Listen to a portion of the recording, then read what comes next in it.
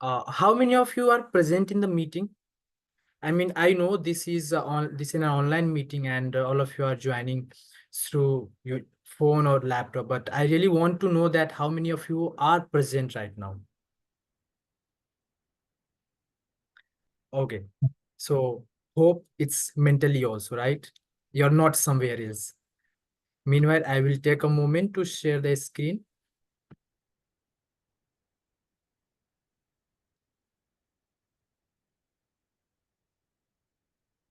Is it visible? Yes. Okay, thank you so much. So be where you are, as I have told you. Otherwise, you will miss your life. This is a quote preached by one of the greatest personality ever, Lord Buddha. And this teaches us lots of things. And literally, this has been my experience that being in present gives lots of happiness. Let's get to know our club mission to provide a conducive, supportive, and positive learning experience in which members are empowered to develop communication and leadership skills, resulting in greater self-confidence and personal growth. Directions for online sessions. Ensure that you are logged in with your correct name. It will help us to identify you easily. All speakers, role takers are requested to add the name of their role next to their name. All the guests are requested to prefix guest before their name. It can be done by clicking the participants tab to rename yourself. Know when your camera is on and avoid doing any activity that may distract the speaker. Please mute your microphone except when it's your turn to speak to avoid background noises from interrupting the meeting. Please unmute your microphone and start your video when the Toastmaster of the day or the table topics master asks you to do so. Let the host and co-hosts handle all the controls. Sergeant at Arms guidelines. Refrain from speaking about religion, sex, and politics in a derogatory manner. Avoid interjecting the speaker when he or she is delivering a speech, evaluation, or report.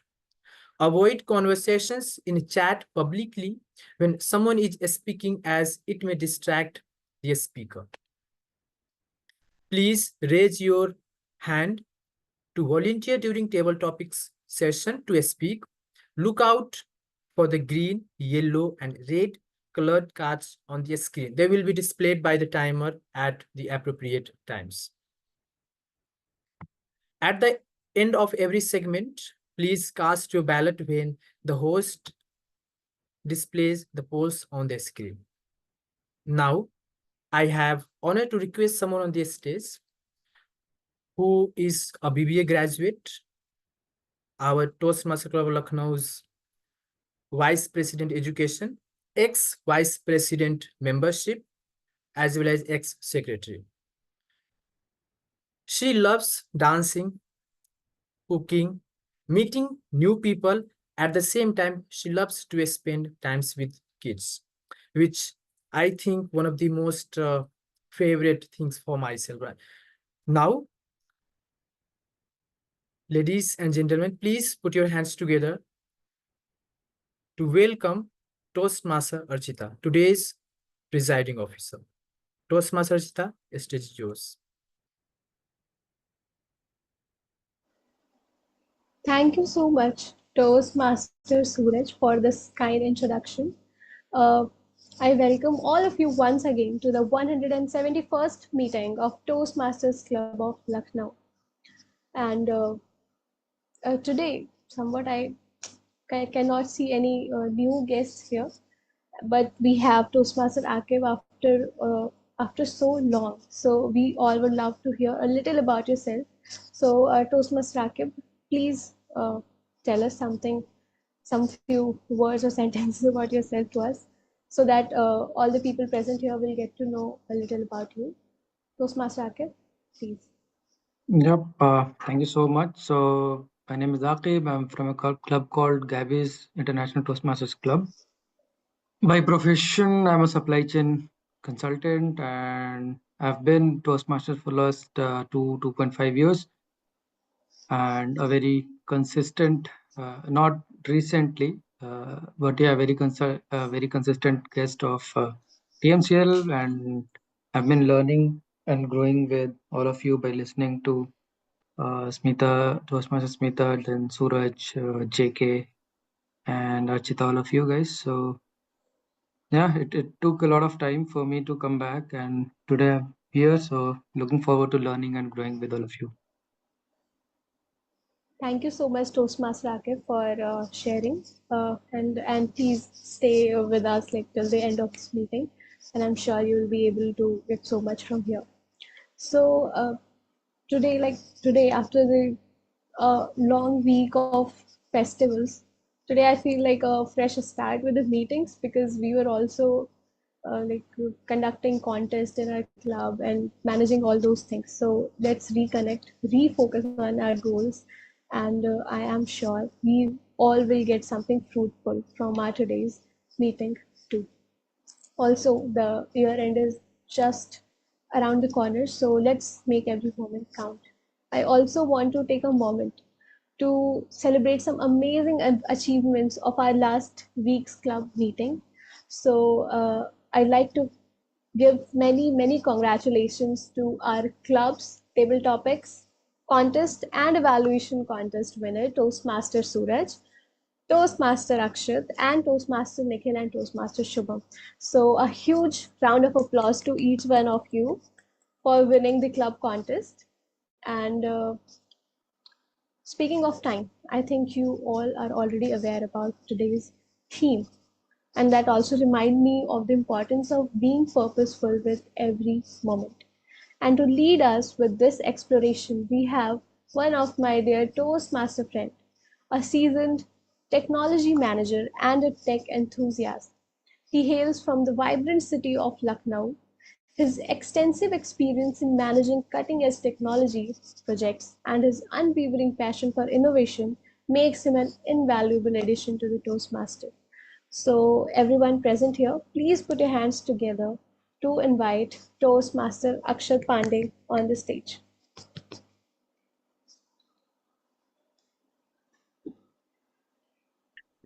Thank you, Presiding Officer Toastmaster Archita, for a wonderful introduction. And thank you for putting into spotlight. I'm very happy to be the Toastmaster of the day for today. And in my journey in Toastmasters, I was always inquisitive about the role of T-Mod. And here I am playing one such role. So I would straight away ask everyone, like you would have seen the flyers today, and do you have any expectations or do you have any first thoughts about the theme of today and what do you feel about it in general? Would anyone like to comment?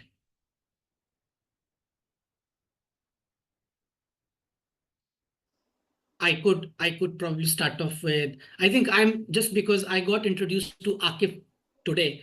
Akif, would you like to express something about this theme? No, can you come again? Like what exactly you wanted to So see if from if you had the opportunity to see the flyer for today, which is the which is about uh, how to lead an first to second? intentional life using timeless techniques, Mm-hmm. are there any first thoughts that you have in mind, like what this session could be about?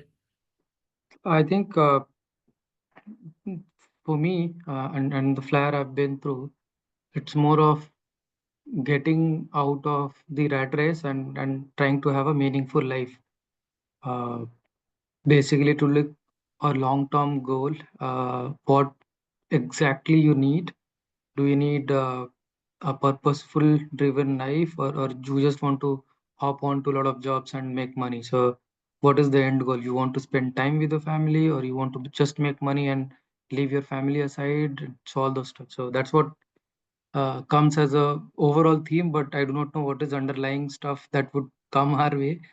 So for me, if you ask my views, I think I'm mostly aligned with living a very purposeful life, and that's the reason I commit most of my time in fitness, in public speaking, because these two are a pillar for me, and that's what defines me. So if these two are aligned, and third, of course, the family is hovering around. So how do you keep your family healthy?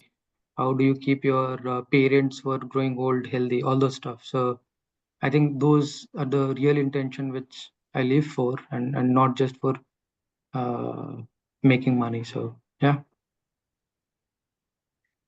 Yeah, thank you very much. I think that's an excellent interpretation. And every time someone mentions the word rat race, I'm even more keen, because I completely agree that it's a rat race. And at the end of the day, you are also a rat if you are part of that rat race. But then what do we do? Some people have advised me that you can be a happy rat, right? So in that rat race, if you could afford to be happy and enjoying the journey, then I think you have achieved your purpose. But let's leave it to the presentation. For now, anyone else who would like to comment or would like to express? I think I can add on something.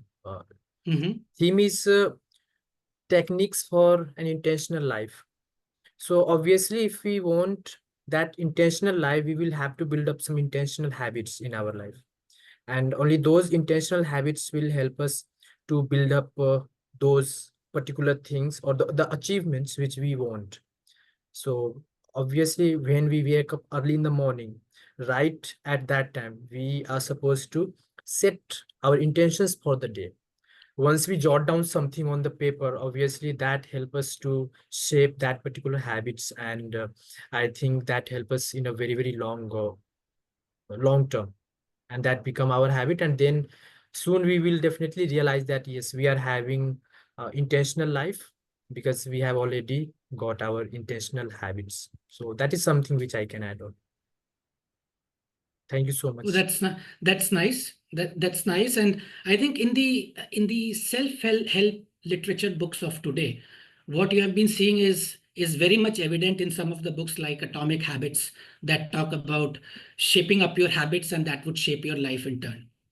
That's a nice interpretation. And I can see Smita ji raising her hand. Smita ji, we are all ears. Would you like to say something? Thank you so much, Toastmaster Akshat. It is such a beautiful topic that you have chosen today. My thoughts on it are that now it is very evident in the surrounding, and it also being spoken a lot, that we are living in a world where people are realizing that everything is energy and frequency. So when we speak about living an intentional life, it boils down to a very important fact that the intentions are our thoughts. The thoughts that we choose and we intentionally give energy to it, we start vibrating at that frequency. And then when we have also been speaking about the law of attraction, the law of vibration, there are so many concepts these days in the world that everything does exist. But when you set your intention to it, when you put your intention to it and you align yourself to that frequency, you're able to attract all of that. So everything starts with your thoughts, everything starts with your intention. And the more mindful we are of creating that thought, the results are in alignment with that. That is what I think probably you're trying to speak about today. And we would love to hear more about it. Thank you for your comments, Smita ji, and you are absolutely right. And I think as a group in Toastmasters, we are already on that path to discover such wonderful techniques and to work on initiatives that helps us become better. And to be honest, in deciding to come up with this presentation, I think my inspiration lies in some of the presentations that have happened in Toastmasters in the past, be it the presentation on time by Toastmaster Jatin, or the presentation on the 7 secrets, which was further done by some of the Toastmasters. So all in all, I'm hopeful that this presentation is going to be useful.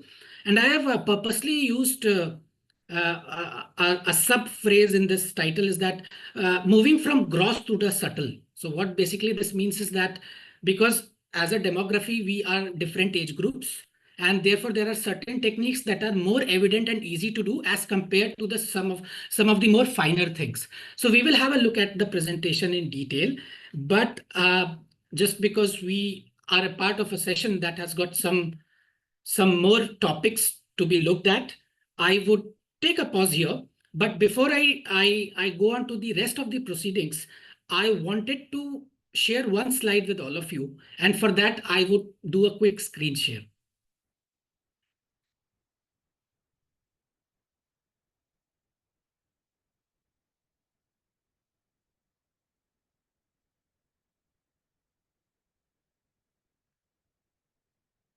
Is my screen visible to everyone? Yeah, okay. And is Yeah, the presentation topic visible to all of you?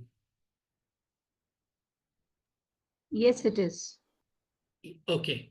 So I would move on to a very interesting slide in this presentation.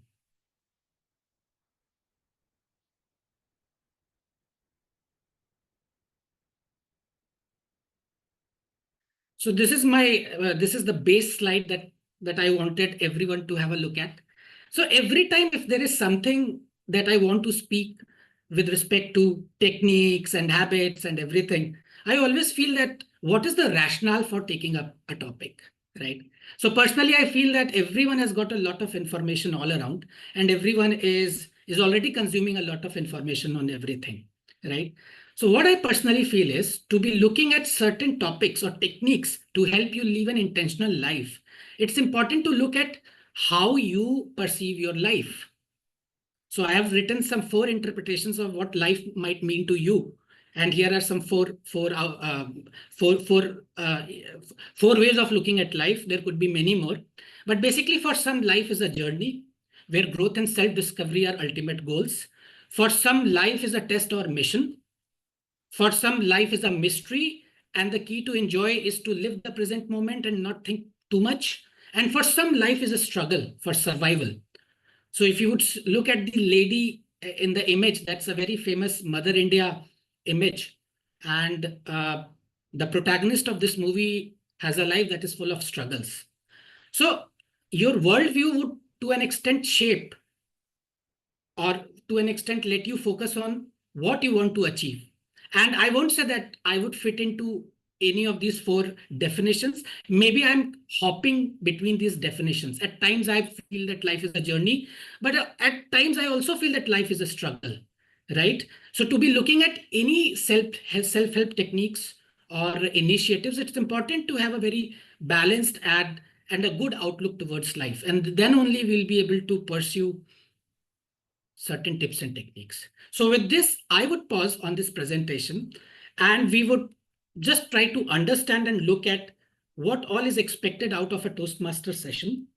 And as we all know that a typical Toastmaster session comprises of a prepared speeches section in which different members would pursue their project level topics, and that could belong to different pathways. Right. So based on their pathways, they would be attempting prepared speeches, which is obviously timed. So that's the prepared speeches section. The second section is the table topic section, which is about speaking impromptu, because Toastmaster believes in exposing you to situations that require some candid expression and impromptu way of speaking. And with every speech, there is a feedback that you get, and that's covered under evaluation. So you have evaluation for both prepared speeches and impromptu speeches. For today, we don't have prepared speeches, but we definitely have the table topic session. And the table topic master for today is Toastmaster Suraj. And a quick introduction about Toastmaster Suraj is that Suraj hails from a place called Vaishali in Bihar, which is apparently the world's first democracy. He is a graduate in history, loves reading, and listening to books, and is also learning guitar. Maybe someday he will entertain us with a round of guitar. So that's about the table topics. And overall, we have a general evaluator who would be commenting on the proceedings of all these structured sessions. And he is none other than Toastmaster Jatin. Toastmaster Jatin needs no introduction. And the more meetings of Toastmasters that you attend, the more flavors of Jatin you come to know about. And therefore, Jatin is going to be the general evaluator for today. And it's always a pleasure to listen to the feedback that you get from Toastmaster Jatin. So that's about the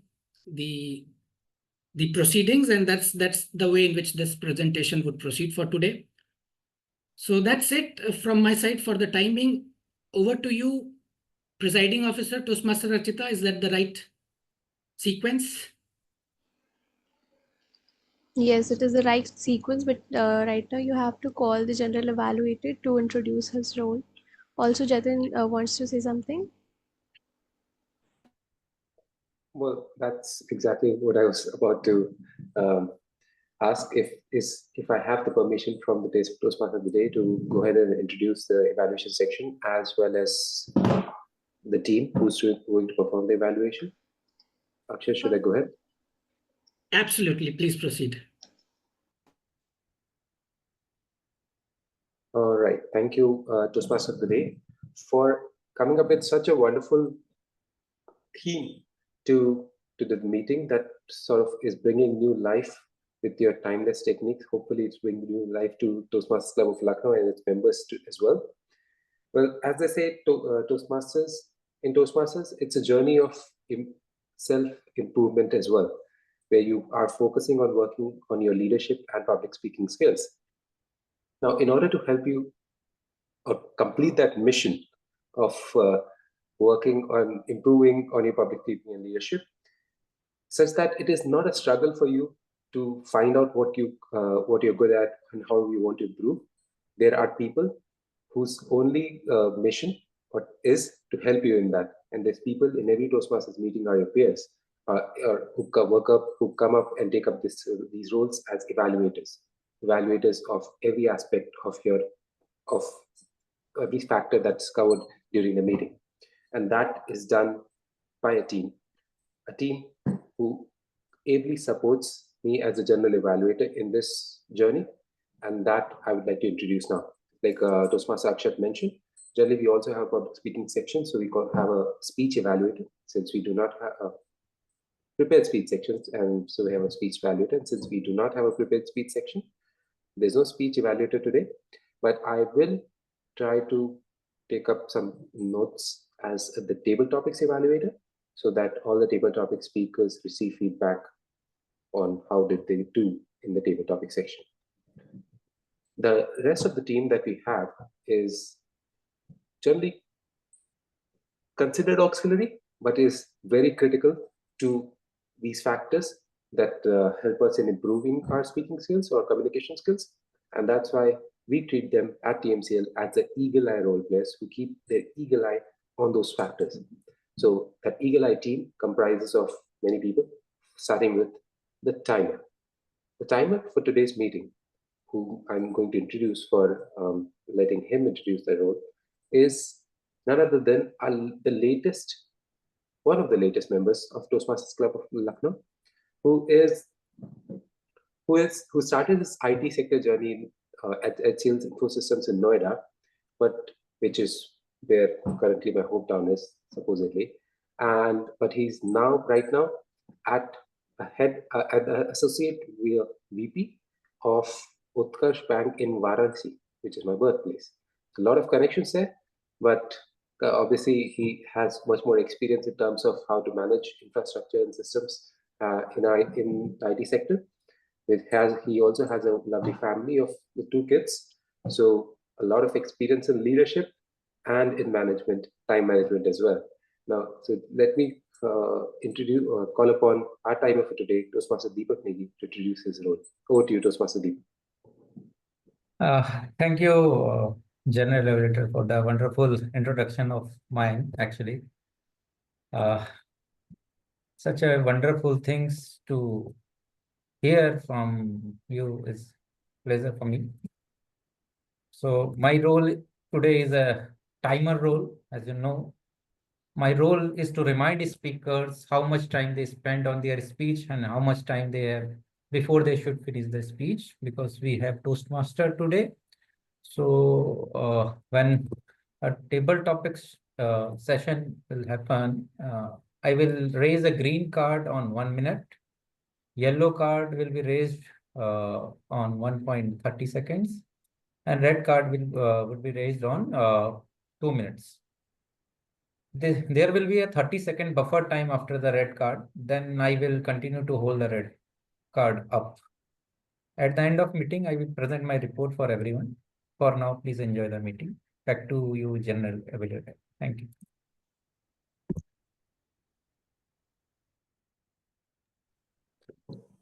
Thank you, Toastmaster Deepak. Is it also possible for you? All right, we'll come to that later. Anyways, we can do that at the beginning of table topic section as well. The next eagle eye role player is none other than our counter.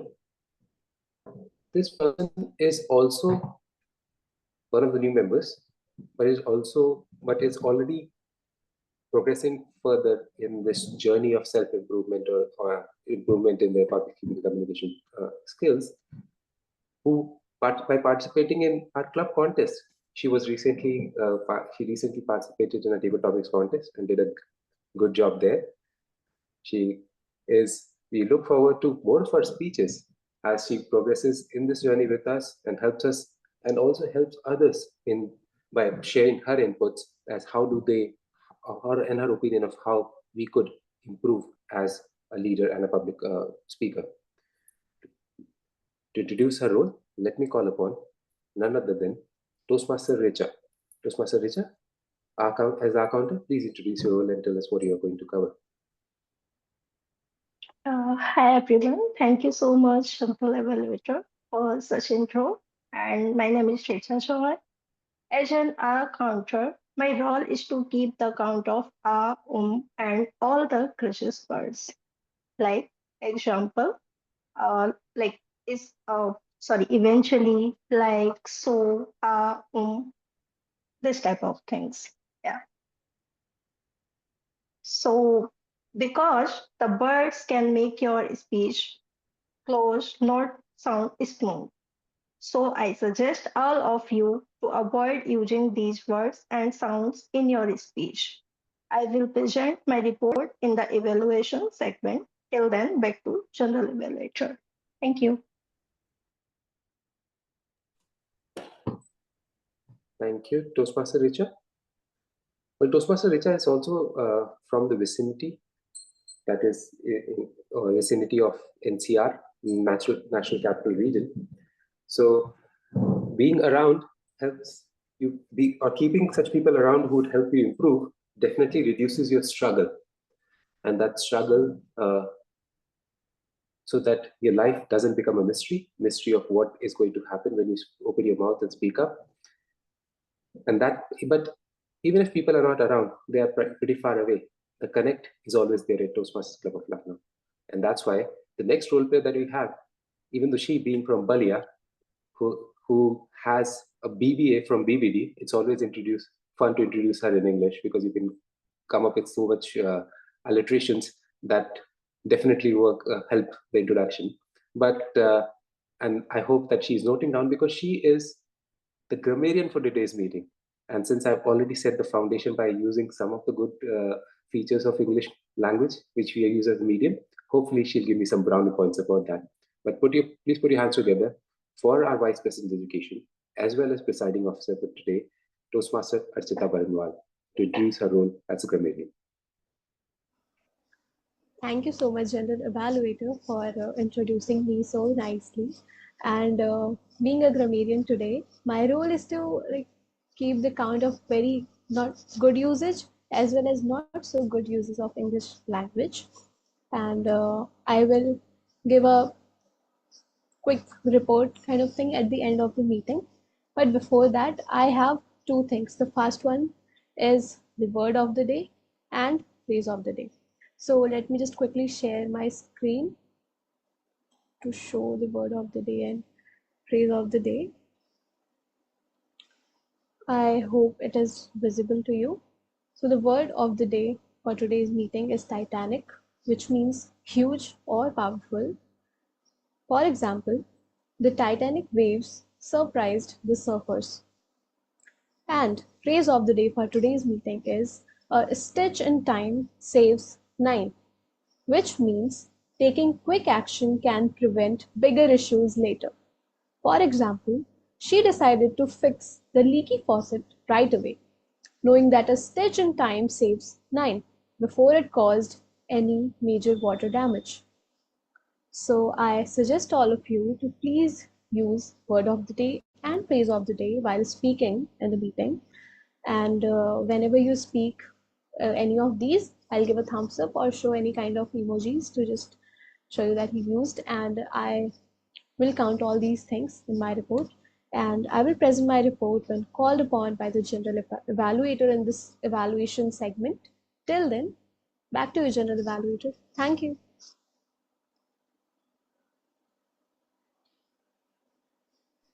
Thank you, Toastmaster Archita. I, as a general evaluator, along with the team, would also be noting down certain aspects, other aspects of the meeting as to what's going on in the meeting, how the role play is done, because so that I can give my opinions or feedback on how can we improve as a team, as Toastmasters, such that our journey further is peaceful, is progressive, and a stitch in time saves nine.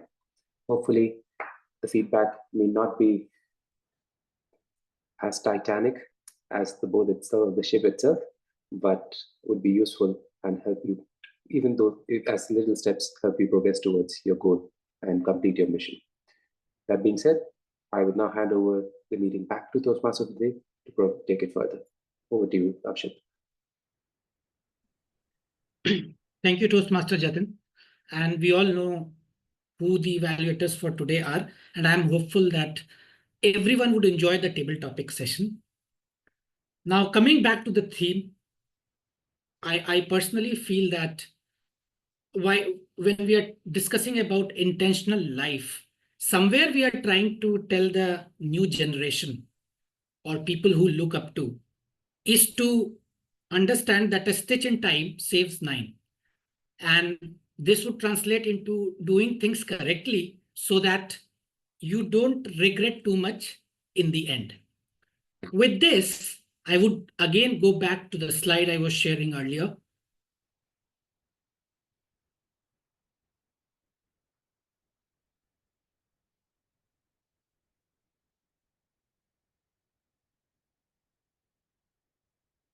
Is it visible to everyone? Yes. All right, just a second.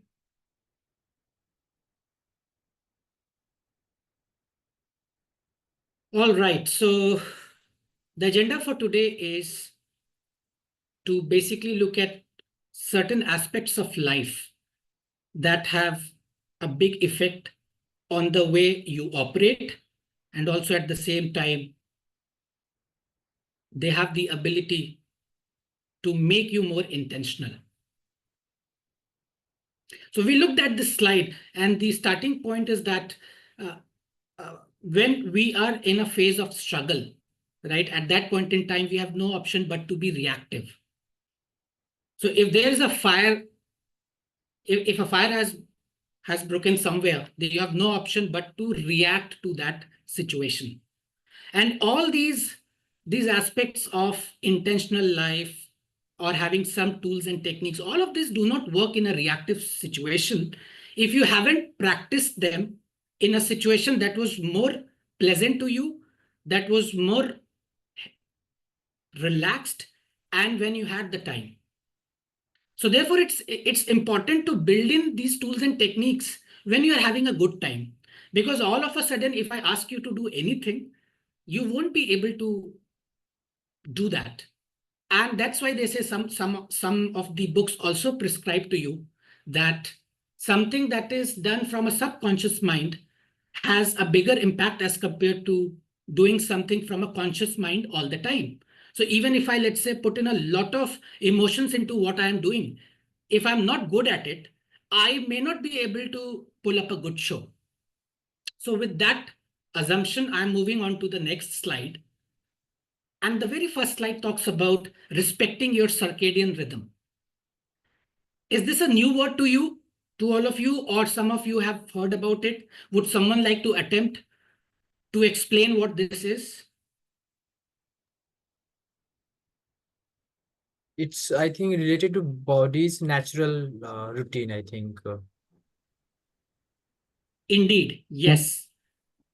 So I'm not a medical expert, but what I can definitely say is that your body resets every day. So every morning there is a new cycle that your body follows. And the better your circadian rhythm is, the better or more aware, more agile you are in your day-to-day life, right? And the most important premise or the most important thing that I feel from a circadian rhythm standpoint is whether you are sleeping properly or not, or did you have a good night's sleep? So over here, am I right in asking Jatin, Toastmaster Jatin, did you have a good night's sleep? Surprisingly not. I slept at 9 p.m. hoping that hoping that I'd get up early for this meeting, but I kept waking up from 2 o'clock every hour. I've been waking up just to see what the time is and see whether I'm not late for the meeting. So I would hope that these interruptions are fewer in your life and you're able to stick to your circadian rhythm.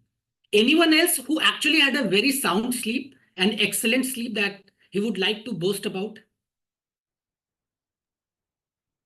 Yes, I can actually. That's excellent. And I remember Deepak ji talking about his early morning routine. So I'm pretty sure he's a bit disciplined in this aspect of his life. Is that true? Yes, yes, you correctly said because I go to bed and I feel relaxed I sleep. I don't hear any sound and all those things. My wife and other says, "Okay, some sound you hear last night," or I said, don't know. And wake up early at 5:30 to 6 and then go for some walk and then come back. That's Hmm. routine actually I follow. Archita, what about you? So generally, I don't sleep early. But last night, what happened? I was just planning for today's meeting, and I was so tired after this long festival weekend, Chhat Puja and all, and so there were so many guests, and they all get back to their home yesterday. So last night I was alone, and I slept very well, I feel, and yesterday I slept early, and today I got up early, so I feel very good today, and I've done all the flyer work alone, so that was good. Archita, I think what's making you feel good is because you're from a different generation, right? So I feel that the Gen Zs have a better control over their circadian rhythm as compared to some of the millennials or some of the earlier generations. And I'll tell you, I will tell you that sooner or later you would start to feel the impact of a poor night's sleep on your entire routine, right? So here I'm not prescribing anything like how much one should sleep, but I personally feel that in a modern world wherein a lot can be scheduled, a lot can be planned, I think you can allocate a good amount of time for your sleep, right? And I would also like to quote a personal anecdote regarding this. So personally, I'm not an early riser. All throughout, I have looked for job assignments wherein I can report late to office and I get to work till late. So that's my way of escaping from a lot of human interactions, which actually worked for me early in my career. But now I feel that just when I've become a people manager, it is more important for me to maintain the people connect, right? So in that sense, I remember that when I was working in a few projects, I would work till late in the night, and I would feel that I have done a good job. So my bosses would be happy the next day. But unfortunately, what would happen is that the next day, my bosses would be expecting me to be in office at 10 o'clock in the morning, right? So what I understood from all of this is that no matter how good work you do, it's important to understand that people in general, in most organizations wherein there is an early morning culture of reporting to office, people appreciate and prefer you to be in office during that time, right? And even in a situation like my home, right? People expect me to be responsive in early morning. And what's happening to me is that I'm waking up late, and then I am actually taking a few hours just to get used to what's happening around. And in that process, I'm not very receptive to the world around me, right? So what I personally feel is that I know that a lot of us may be in different situations. Some may be working in late night jobs, but if there is a possibility of sticking to a good night's sleep and respecting your circadian rhythm, I think we all should make that effort. So there are a lot of books. There are books like, there is a good book like Why We Sleep. I think everyone is encouraged to read that book. So that's about it. I would move on to the next slide, and this slide talks about choosing your problems wisely. So what I mean to say is, if you want to have certain goals in life or certain tasks that you want to achieve, there is no end to achieving things. So no matter how much I achieve every day, I always have this dissatisfaction that I can do more. So this is never going to end. And therefore, it's important that one defines the right problems instead of solving the wrong problems in a right way. So what this basically means is just limit down your options in terms of what you want to do in life or what you want to do in short to medium term, right? And focus all your energies on those topics. So I've used this quote called "the best code is no code." And this comes from my software domain, from my information technology domain. And this basically means is that while as programmers, we are supposed to write software, we shouldn't be writing code for the sake of writing code, because that creates a very bad code, which is not maintainable by future engineers. So what this basically means is that whenever you are looking to live an intentional life, you should basically look at right sizing your problem statements. You should be looking at limiting your topics and tasks. So for instance, during this phase, my full focus is on Toastmasters. And so Toastmasters has taken a priority over everything else in my scheme of things. I might fit in a few more things in this scope, but basically having too many things in my scope is always going to create problems for me. So that's important. And therefore, I would like to ask some of you, or maybe someone who would like to tell me, like, what are the kind of tasks? How do you go about selecting what you need to do?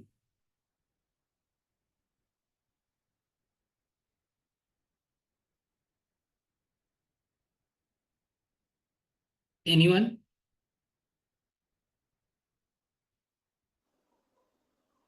Smita ji, please go ahead. So I pick up one goal that I have for the month, and I outline the number of tasks that I have to do for it. And then I break down that task into what I can do and how much time I can do. And that is how I plan my work. Mm-hmm. That's nice, and that's actually how we do it. So basically, any task that you have to do some level of work breakdown structure, and then you go about it, right? So what essentially I'm trying to say is that our agenda is shaped by a lot of people in our lives. Some of you may be college students, and your agenda is mostly fixed by the college. So most of the time you are playing the catch-up game. You are basically working on certain things that your college has asked you to do. But beyond your college hours, you have a lot of time that is at your disposal. And that's when you have to look at certain priorities that are extremely important for you, right? So let me just do a quick poll in the sense, let me just quickly ask you, is there a wild dream or a goal that you want to focus on? Maybe not in the short term, but in the long term. Anything. And I'm not talking about career per se, because I know career, everyone is looking at career in their own capacities.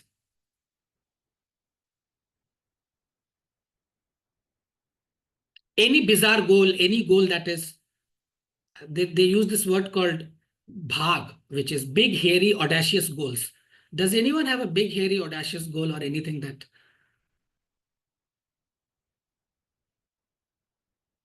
Does anyone have this goal of going to the Mount Everest or doing a trekking to the Everest, Mount Everest?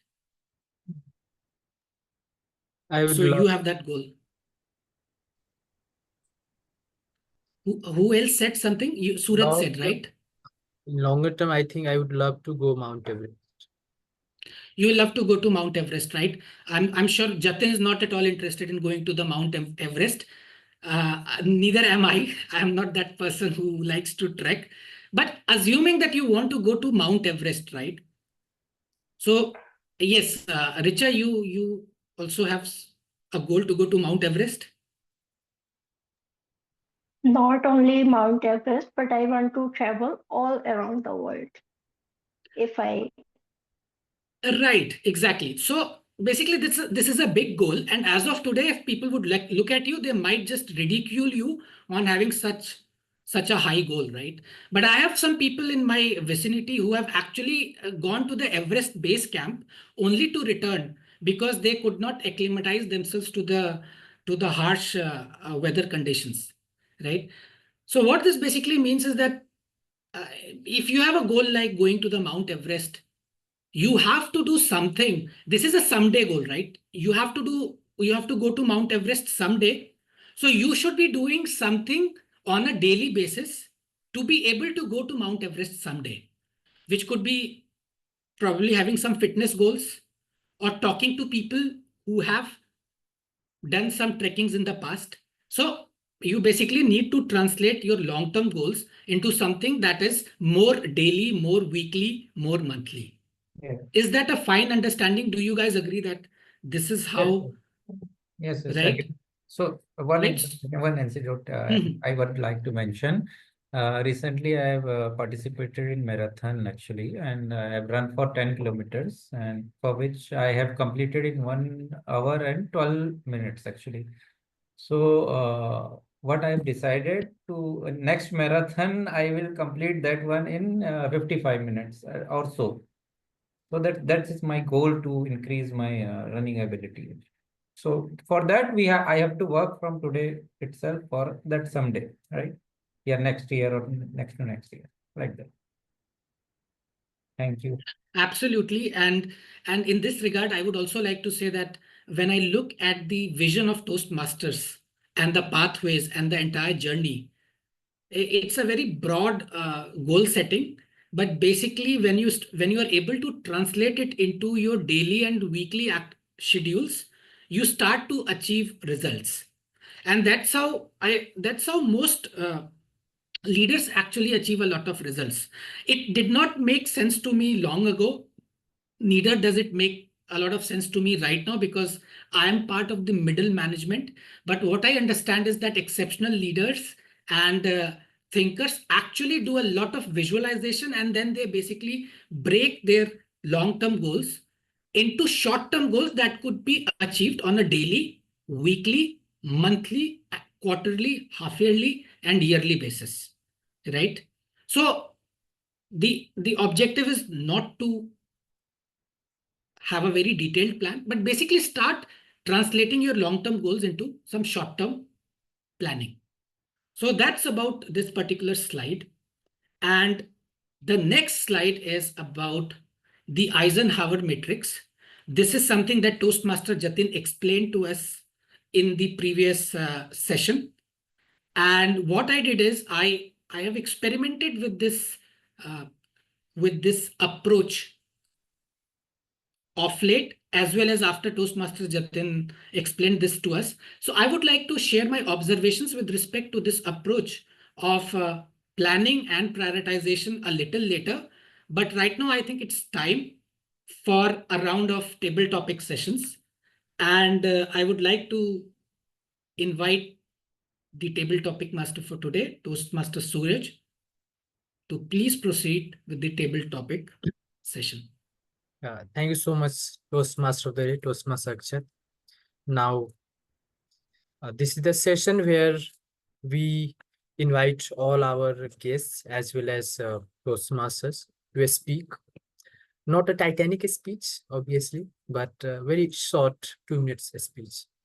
And the timing will be 2 minutes. At 1 minute, timer will be showing the green card. At 1 minute and 30 seconds, green yellow card will be shown, and at 2 minutes, red card will be shown. And obviously, after that, we will have 30 seconds of buffer time. Meanwhile, I would request you all that just start raising your hand so that it will prove to be a stitch in time saves time. I will not have to ask in between that who is going to be next and who wants to come volunteer for this speech, right? So something that I would love to see here. And before we move forward, now who is volunteer? Who wants to go first? Okay, thank you so much, Toastmaster Archita. So just choose any digit or any number from 1 to 9. 1. 1. Okay, thank you so much. And your topic is importance of managing stress. Toastmaster Archita, importance of managing stress. Importance of managing stress, Toastmaster Archita.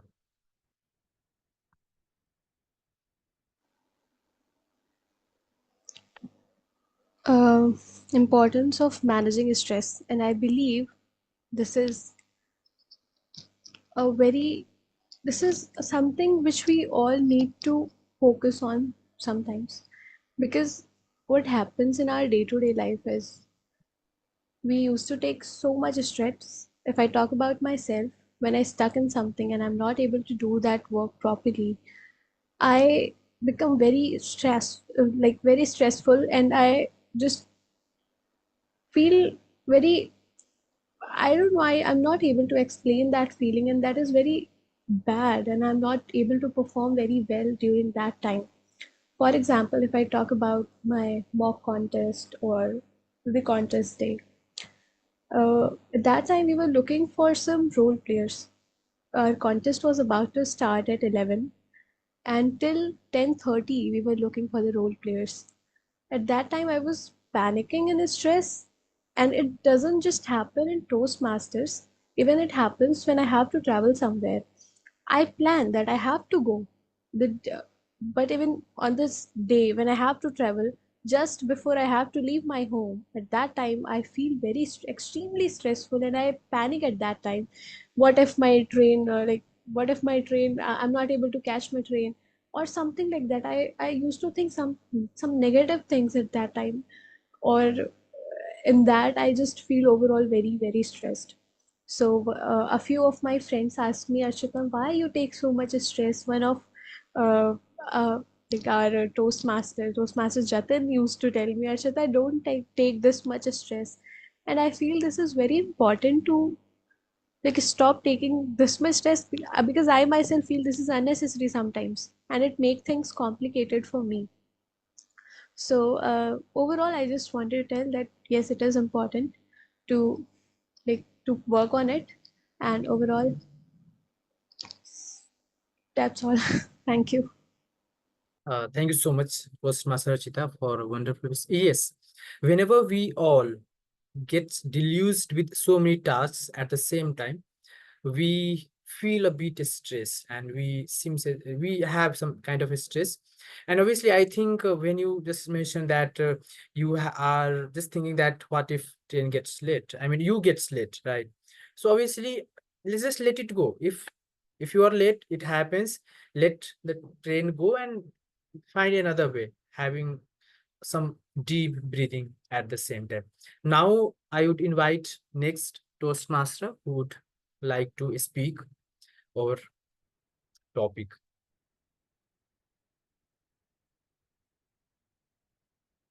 If I would request everyone, feel free to raise your hand and Yes, Toastmaster Suraj, okay. Anthony here. I can Yes. take the next topic. Thank you so I much. won't be able to switch on my video because I'm traveling and there might be some network issue as well.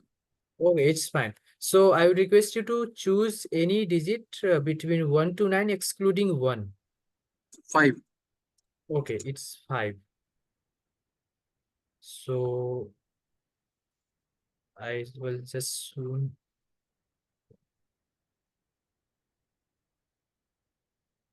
Okay.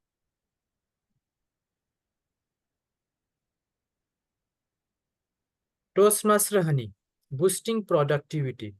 Boosting productivity, Toastmaster Honey.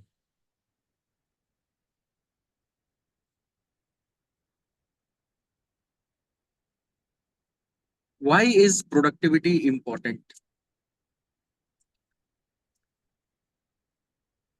One thing that comes to my mind is we have limited resources, and whatever resources that we have got, we have to make best use of that. Being in a corporate job, I have experienced this multiple times.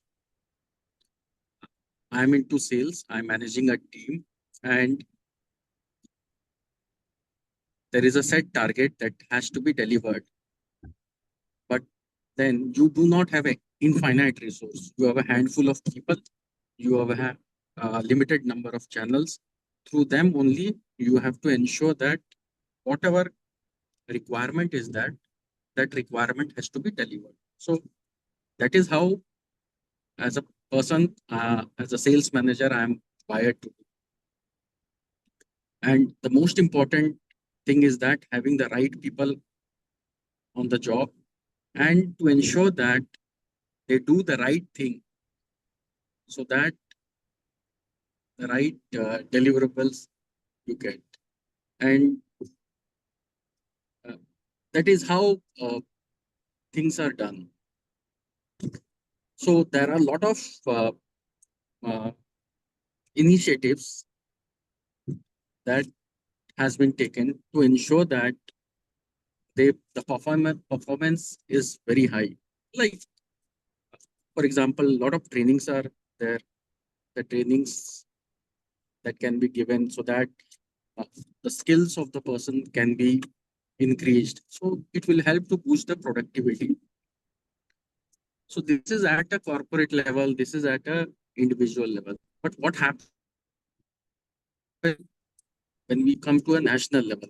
If everything performs right, if the whole system performs perfectly, then the productivity of the nations also increases, and that in the GDP and the growth of our country.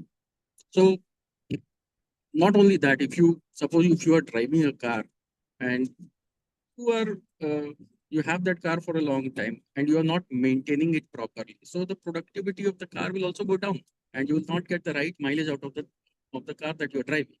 So all in all, I have to say that you have to take care and you have to have set processes and systems so that the productivity of anything increases. Thank you. Thank you so much. Thank you so much, Toastmaster Agarwal. You connected two things together very well, from the grassroots level where you mentioned about a company, then you mentioned about how it is connected with the nation's productivity.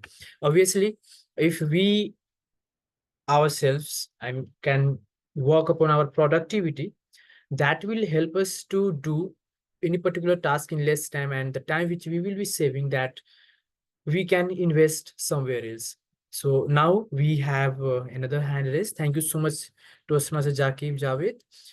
You just proved a stitch in time saves nine, where I don't have to ask for anyone to raise your hand. So now I would request you to choose any digit between 1 to 9, excluding 1 and 5. I will go for 9. Okay, so it's 9. Okay, I'll just share my screen, and the screen is here.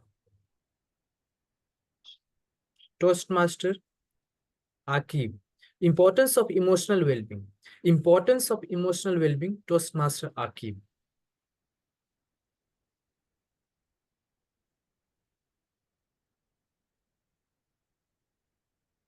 Importance of emotional well-being. How many of you feel that you are emotionally, just a moment, how many of you feel that you are emotionally balanced? How many of you do not feel sad every day? Yeah, I don't see any reactions, but you would say there are friends in your neighborhood you who are looking forward to being connected emotionally, and they lose on being connected. And I would like to share a small story on the on a very great man ever lived in India, and recently he left us. So there's this startup called Godfellows, and what this startup does that it helps elderlies to be connected, to get a support, and that way their last time could be well connected and they don't feel bored. If you look at your parents, they have done what they wanted to do in their life. So in terms of productivity, in terms of making big uh, winning exams and winning lotteries, all of those stuff, they have done it. It's over. Now it's you who is running the show. It's us who are going to offices and uh, taking care of the livelihood. But they are not much into action, and what happens is that they're left behind. They feel isolated. They're not connected well. Godfellows solved that problem by providing and connecting such people with people who are interested in talking to elderlies and taking care of them. So emotional well-being, in that sense, it's really important, especially for our elderlies, for us as well, people who are not doing good in their relationships. They feel bad, and there is no software which solves that problem. It's all human, it's all biological. You need people to do that. An AI will not do.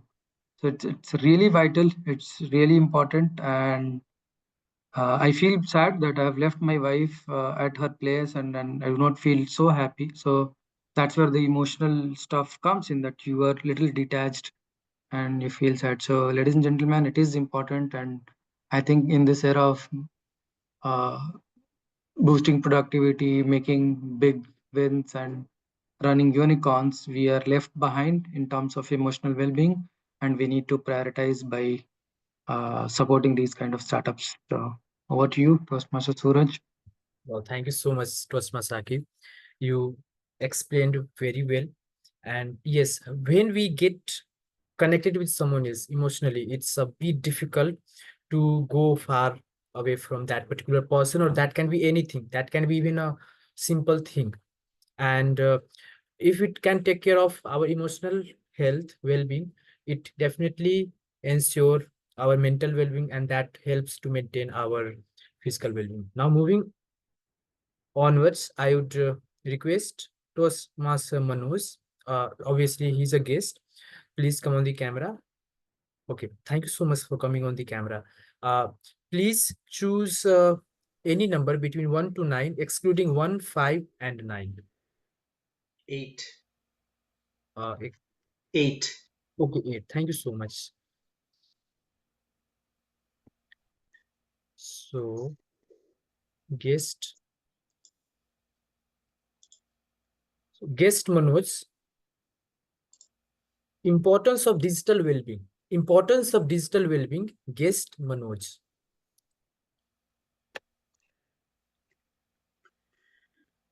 Good evening, fellow Toastmasters and table topic master, Toastmaster Suraj. A couple of weeks back, I was in a restaurant with my family. My daughter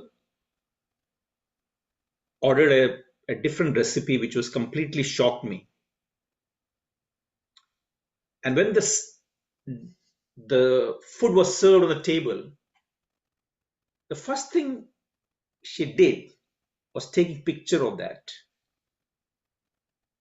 I never understand the logic or the science behind people not cherishing eating the food, but people enjoying in taking snaps of them.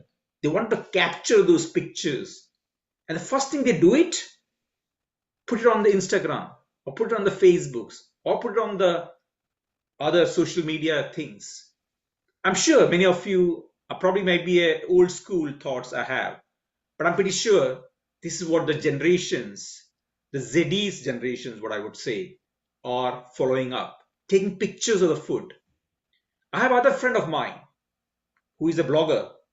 He used to write blogs, and the first thing he do is it's not that he wanted to see the response. He wanted to see how many likes he got, and probably most of his blogs having like 5,000 likes, 10,000 likes. That was the kind of the capacity he captured from the people. But my question is to those guys who are in the digital platform, are those people who are giving you friends requests, are those people who are giving you likes, are they going to take your pet to the vet, or do they going to buy a milk can when you are on the bed? Are you going to do that? Are they going to do that for you? We are so much time in trying to make others happy, to get those likes and get those followers, get those emojis there. We just completely forget about our social or digital well-beings. We don't detox those kind of things. So I think it's a high time, not the high time today, but it's a high time many years ago. You need to detox yourself from the digital well-beings. Draw a line, what is good for you and what is bad for you. With that, back to you, Toastmaster of the Day, Table Topic Master, Toastmaster Suraj. Thank you. Thank you so much, guest Manoj. As even I am a Gen Z, but one thing about me which will fascinate you, that I have zero Instagram post.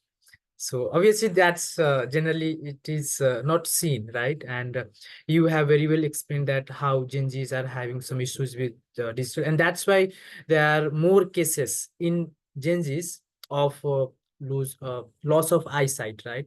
So that is something which is alarming, of which we Gen Zs are supposed to, I mean, Gen Zs must take care of. Now, next we have next speaker, guest visiting Toastmaster Bala, who loves to volunteer in Toastmaster. So I would request Toastmaster Bala to choose any digit between 1 to 9 except 1, 5, 8, and 9. 7.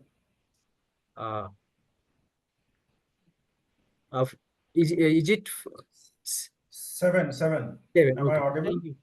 Yeah, thank you so much, Toastmaster Bala. Toastmaster Bala, being in present, Toastmaster Bala.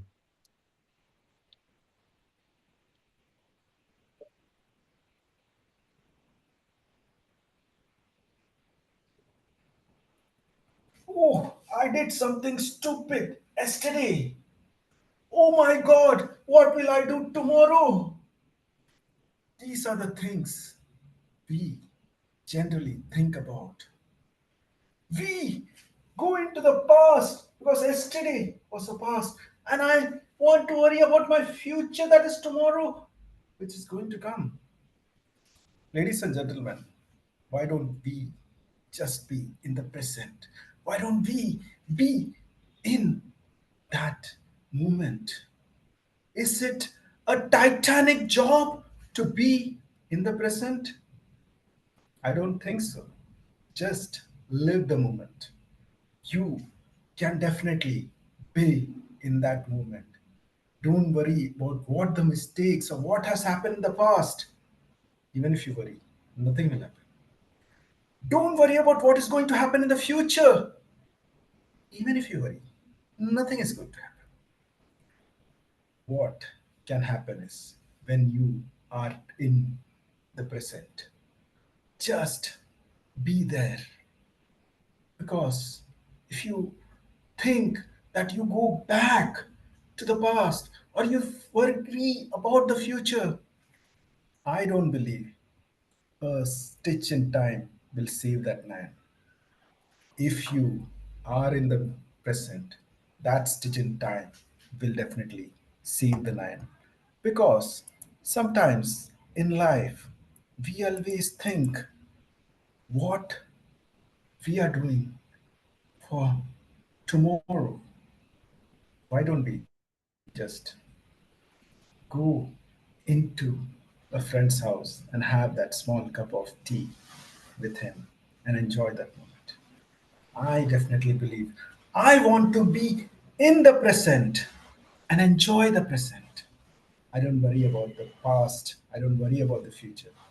You may feel he is a bit stupid, but that's okay. I want to be in the present. That's what I believe in. Would you all agree? Back to you, Team Talkmaster. Thank you so much, Toastmaster Bala. Yes, indeed, instead of dwelling on the past or thinking or worrying about, future, we must focus on present. And yeah, it's not a titanic job, but initially it may take a bit efforts, and for that the best way is to focus on our breathing. The one of the core thing where we can present, or we can practice being in present, that is focusing on our breathing. So that is all. And I think now we have to ensure that a stitch in time saves time. And for that, Toastmaster Achita,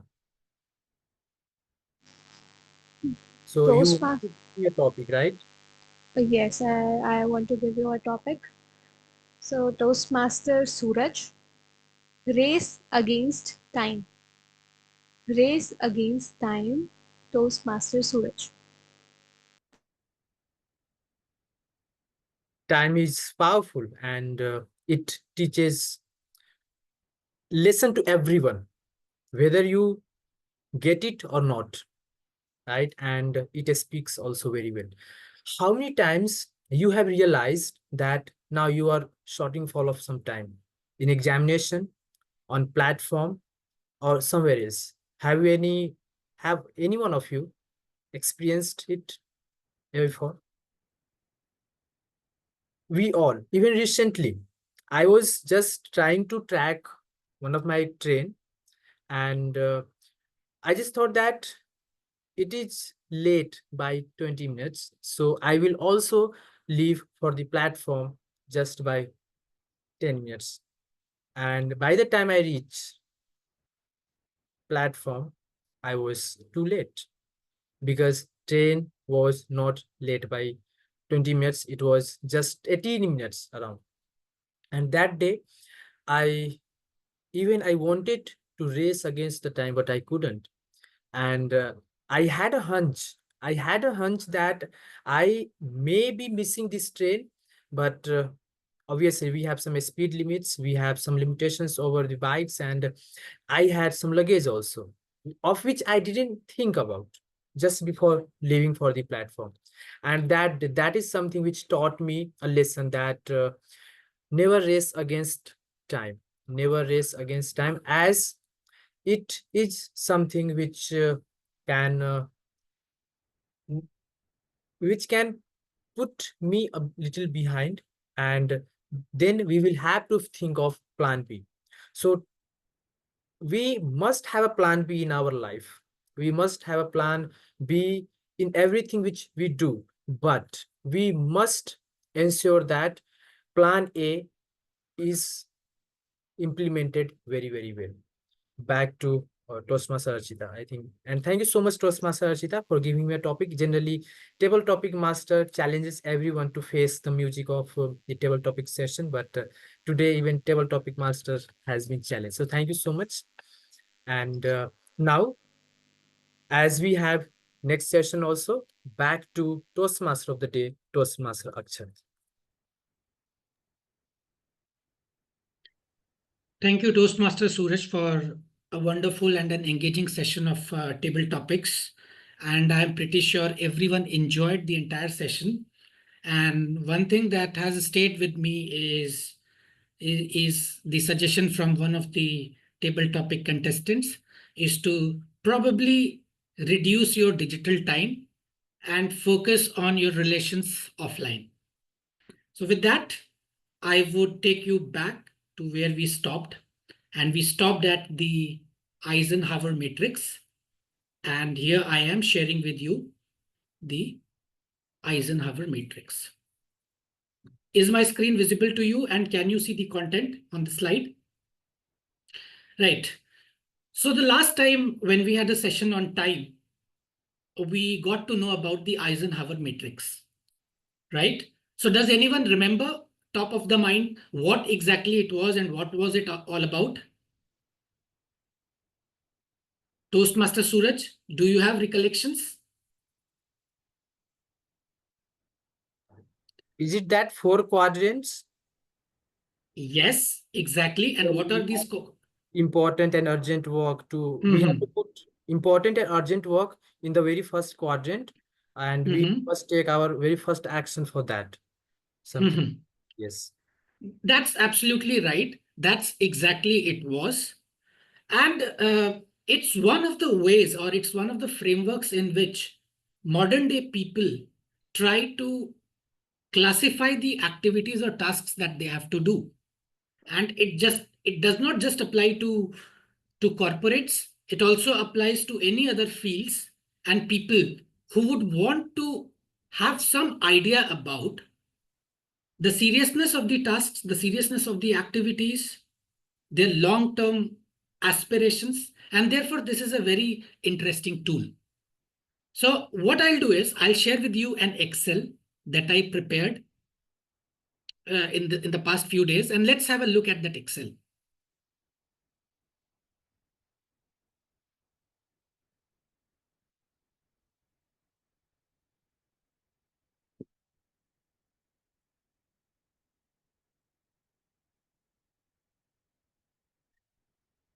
Is my Excel visible?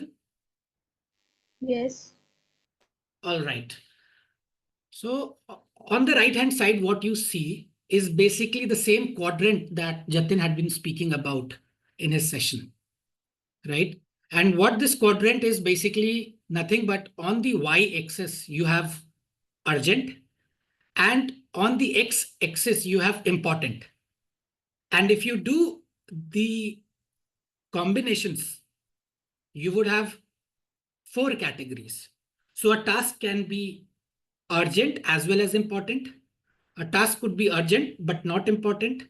A task could be important but not urgent. And it could be a no-no for both urgency and importance, right? So I exactly use this template. And what I have done is, whatever I do in my day, I split that into half an hour slots. So my entire timetable for the day was split into half an hour slots. And the inspiration behind these half an hour slots is nothing but Pomodoro that Jatin explained in the previous session. Can someone please let me know what exactly is Pomodoro? Or does anyone remember slightly what exactly is Pomodoro? So basically time management tool wherein you work for 25 minutes and there is a 5 minutes of gap, and that's how you classify or segment all your work in 30 minute slot, and every 3 to 4 30 minutes then you have a 15 minutes gap, and that allows you to be highly productive throughout Highly the day. productive. And the science behind Pomodoro is based on the fact that human mind can only focus for a short span of time, and then it starts to deviate, and your focus starts to dissipate, right? So based on that, I think the old school always said that you should focus for really long hours, 2 hours, 3 hours, 4 hours, right? So while that may be true for people who are more who have uh, achieved a lot of discipline, for a modern day person like us, who have a lot of distractions in life, I think if we can start off with Pomodoro, that's a good starting point to be focusing in a slot of 30 minutes, right? So you see in my Excel that I have tried to split my tasks into 30-minute slots, and this is, I think, for yesterday. So what you could see is that the only topic that I was working on for was my presentation for today. So I've tried to highlight it in green, preparing my slides for tomorrow's presentation. So it's a very generic task that I had been working on for 2 to 3 hours. But this is not exactly how much time I spent. I have filled this Excel basically to make this Excel look good. But basically what I'm trying to say is that once you have tried to fill that Excel, you would get a breakup of the quadrants, or the percentage of your time that is going into various categories. And let me focus on this green category. This green category indicates all your future commitments, important tasks that you thought you would do, and you are doing it in the current day. So that's what. So what this basically tells is that I am working 6% of my time on big goals that I have planned for the future. It could be something like I want to go trekking. So what kind of effort I am putting into trekking? 6% on a daily basis, right? Then there is the second quadrant, which is 35%. This is the quadrant of something that is very urgent for me and important for me. So my activities for today are all about my urgent and important activity. While this is good because I'm focusing on my urgent and important activities, it also indicates that I'm waiting for too long to do my urgent and important activities. And that's why a lot of my activities end up to be urgent and important. So what I'm trying to say is, Toastmaster Archita and Toastmaster Shubham asked me for these slides, this presentation. I could have given this slide probably a week ago, right? So if I could, I would have scheduled this activity in my routine. I could have worked on it, and then it would have been an important and not an urgent activity. But today, if I tell Archita, or today, if I tell Shubham that, sorry, my presentation is not ready, or I will be giving it to you by 2 p.m., it means that that activity has turned out to be urgent and important anyway it was. So what this means is that what I would recommend based on this is that the definition of urgent and important is completely yours. What you feel is urgent, what you feel is important is completely your prerogative. But try to fill this Excel, or try to create your own data in this format for a couple of weeks. And then you see this quadrant and understand like where are your priorities placed. Okay. So this way you would have a much better indication of if you're working on your long-term goals, or is it the more reactive short-term topics that you're working on, right? And this is not to say that you would be able to eliminate every other quadrant. No, that's not the objective. But the objective is to have a lot of things in my green plate, which is your important but not urgent. Okay. Now, if you look at my list of tasks, in yellow, I have highlighted something called as beatboxing. Any idea about what beatboxing is? Richa is saying something.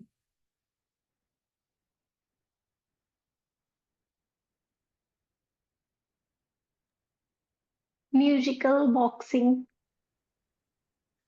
Uh, so I would recommend you to watch a few videos on beatboxing. I don't know it myself, but basically it's a way of. Sorry, are you saying something, Richa?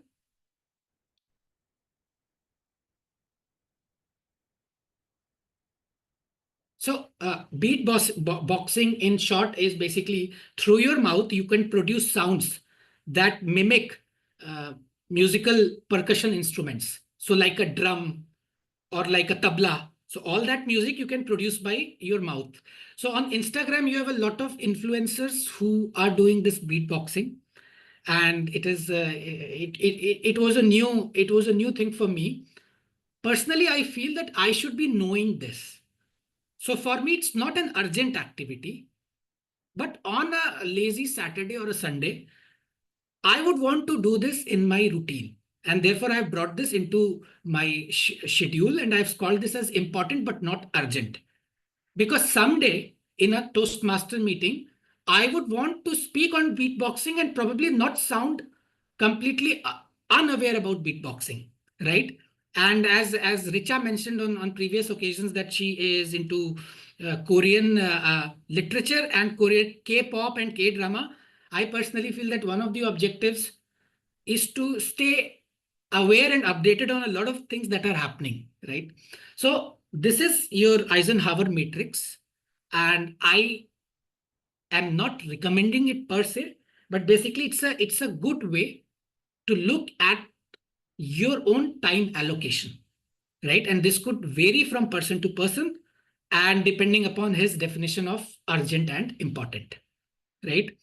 Please don't subscribe to any new frameworks immediately. Take your time, understand whether this is relevant or not. Take your time, fill this. You might come up with some more observations. And many a times, your definition of urgent and important may not apply to practical situations. For instance, if my boss walks up to me and says that I need this PPT tomorrow, I know for sure that I might find it not urgent. I might not find it important, but this is an urgency from my boss. So this immediately becomes urgent. And it also becomes important because I know that not doing this PPT would have repercussions for me, right? So in that way, your definition of urgent and important would change, but try exploring this. Look at your own set of tasks, but try to be specific about the activities that you're doing. So for instance, Archita and Shubham are part of college. So don't just put in college and like for 8 hours you have been in college, because that won't give you an indication, right? If it is about specific subjects, if it is about specific activities, try putting in that. And over a period of 10-12 days, look at if you see some metrics or some takeaways from this exercise and see if this is helping you. But basically, what people say in general is that a lot of senior people, a lot of leadership people with leadership potential, they are always working into the future. They are looking at activities that are yet to happen and they have started working on it. So in that sense, this tool might be helpful to you.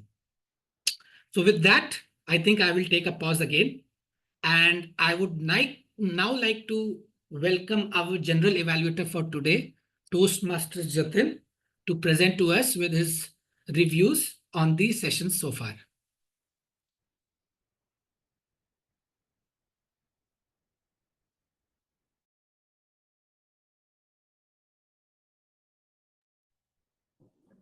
Thank you, Toastmaster Akshat, for those tidbits of wisdom that had practicality rooted into them and helping us as Toastmasters, giving us really good insights on how can we imbibe them into our life.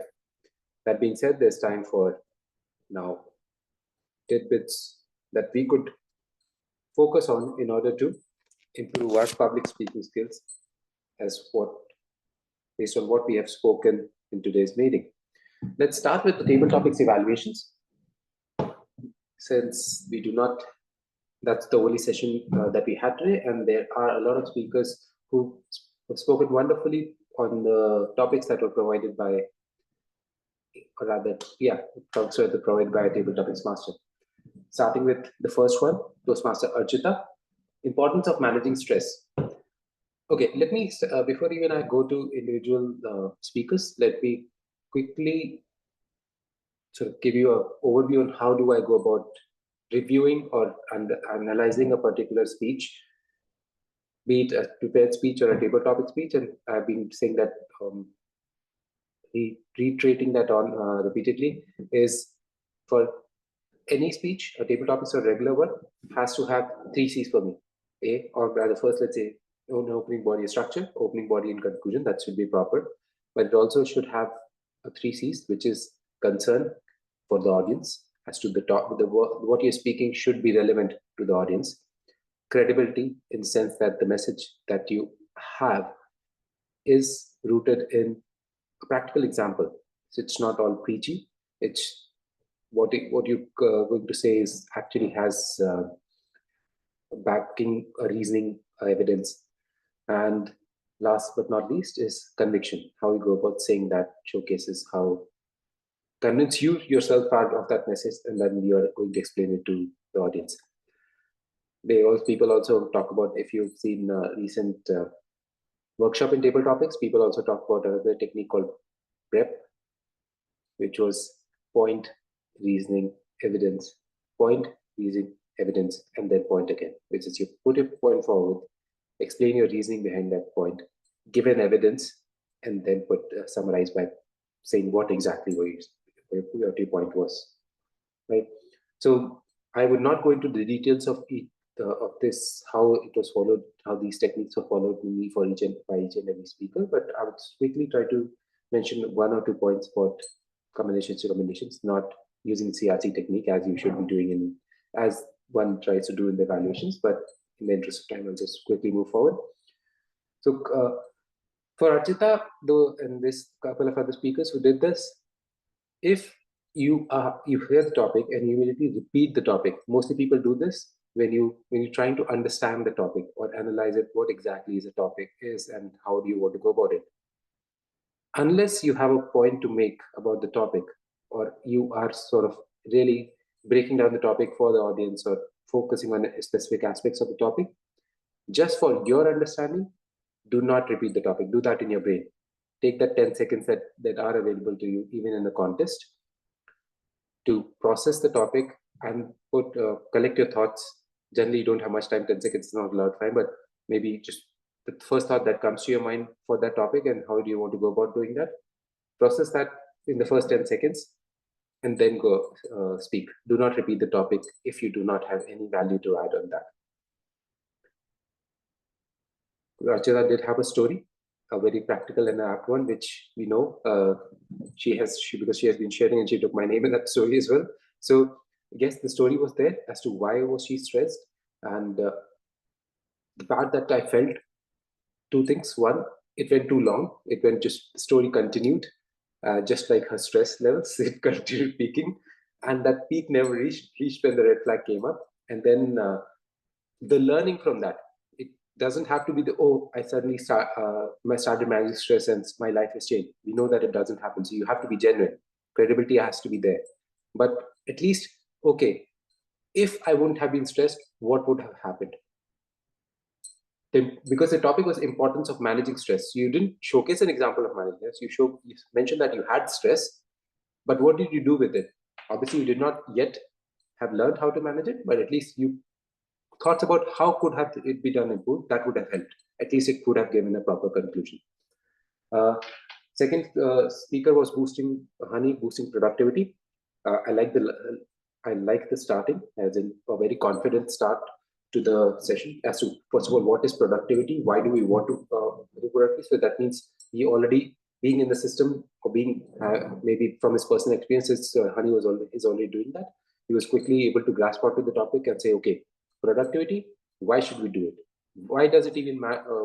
Why is it important to boost productivity? So when doing that, then he mentioned that his personal example of how does it do it? Again, the feedback, time management in that perspective.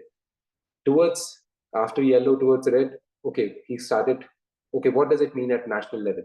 That I felt was a new thread, even though important thread. Either it should have come earlier, you could have cut down your person's story, should have come earlier, and then you could have summarized that. But it's starting a new thread after the yellow flag, when you are supposed to rather come back to your point and summarize it and say what you're trying to speak. Starting that new thread really sort of diverts you and takes away the impact of your speech, is what I feel. So That's something that, and then it comes as an afterthought. So whatever you have said, sort of, then it doesn't get stick. So instead, focus on your main content, main point, and then summarize it. That would be really helpful. Importance of emotional well-being. Same thing that Akib did was repeat the topic again. I know that. Question. You ask questions as to couple of questions actually.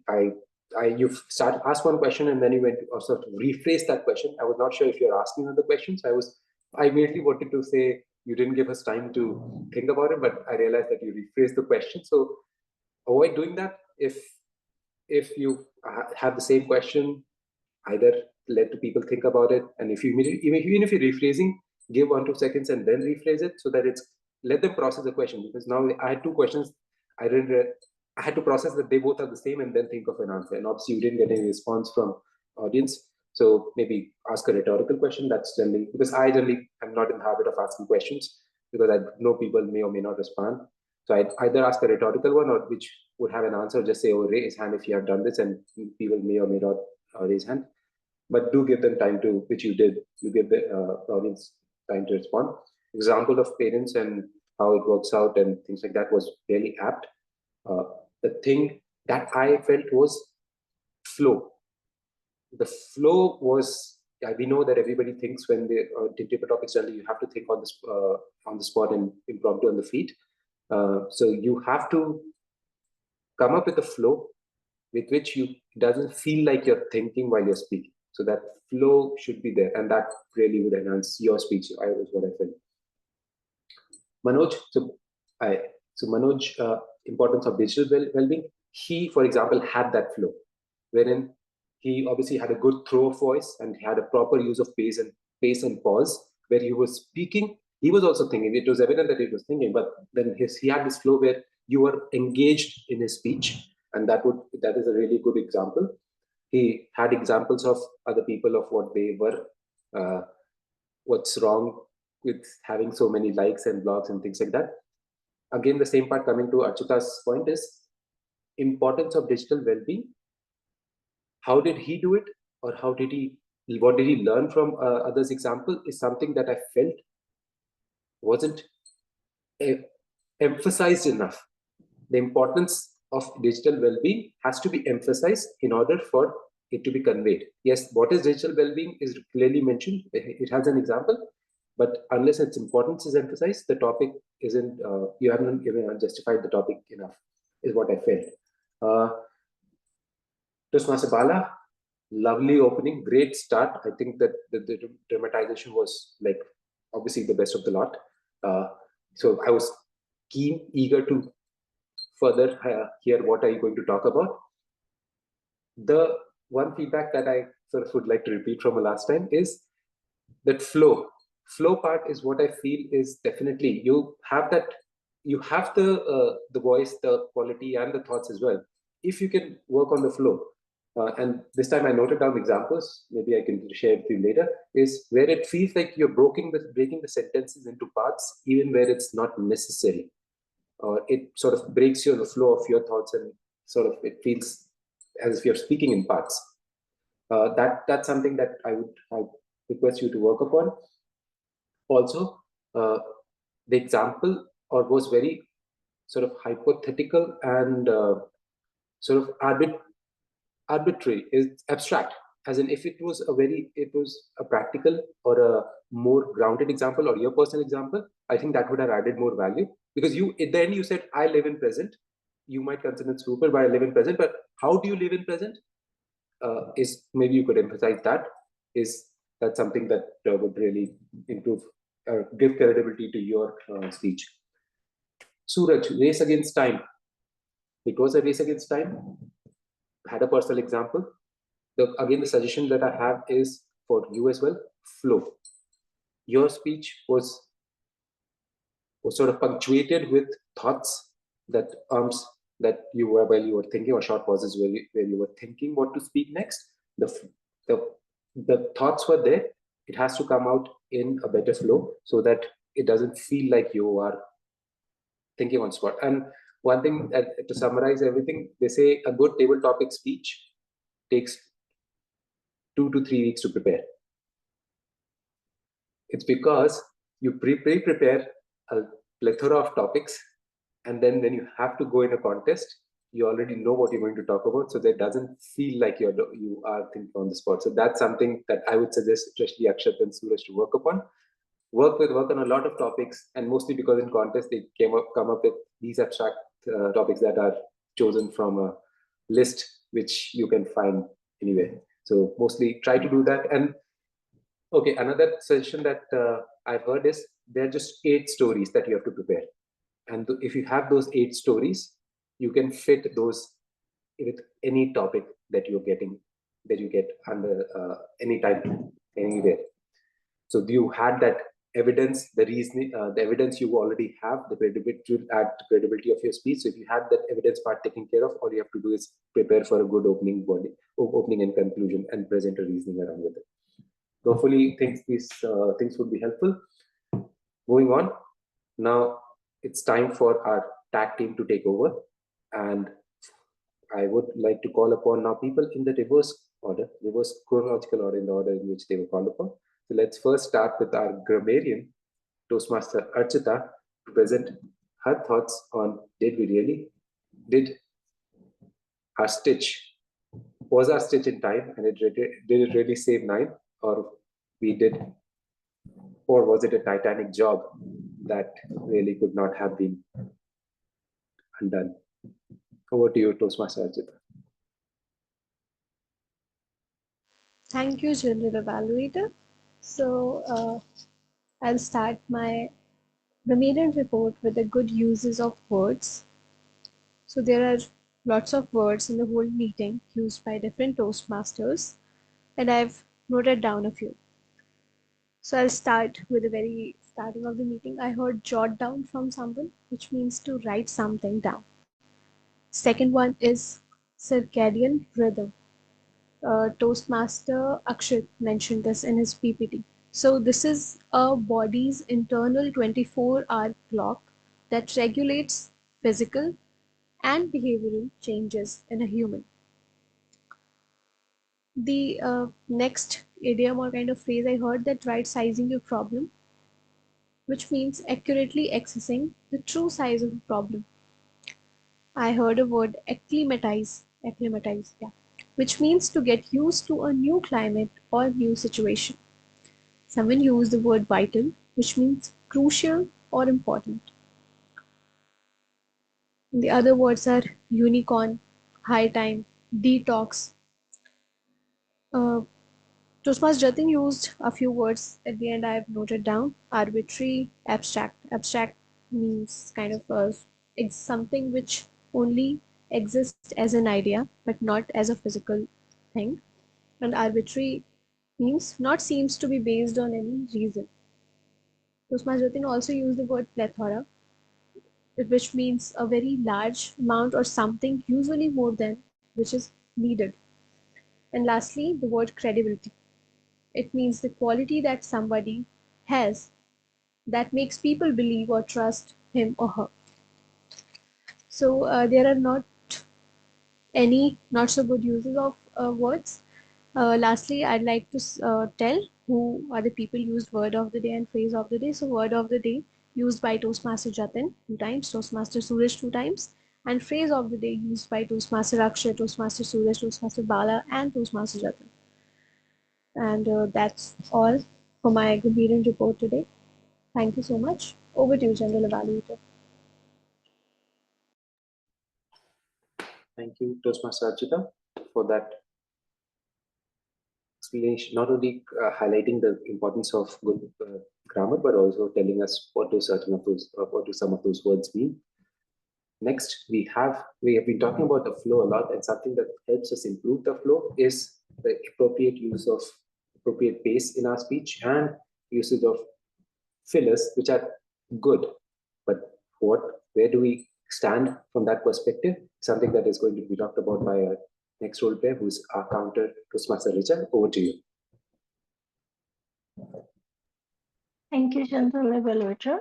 I'm starting with Toastmaster Akshat, and Akshat used filler words more than 5 and more than 2 times. in their speech, and repetitive word like more than 5, so more than 2, and basically more than 2 times. Toastmaster Suraj used filler sound more than 5, more than 2, and repetitive word so more than 2 times. Toastmaster Archita used more than 5, so more than 2 times. Toastmaster Akib used more than 5, more than 3, more than 2 times, and repetitive words so more than 2 times, like more than 2 times. Toastmaster Honey used filler sound to more than 2, more than 2 times, and repetitive words so more than 5 times. Toastmaster Deepak used more than 5 in his speech. Toastmaster Jatin used more than 3 times, and repetitive word more than so more than 2 times. And last, Bala used no filler words in his speech, but his expression was very good. So please, guys, avoid filler words in your speech from the next time. Thank you. Thank you, Richa. While I would say this person who's helping us in the background, our tech master, and is doing a wonderful job at that. I would also like to make a request. Are you able to edit the polls for today's meeting, our tech master?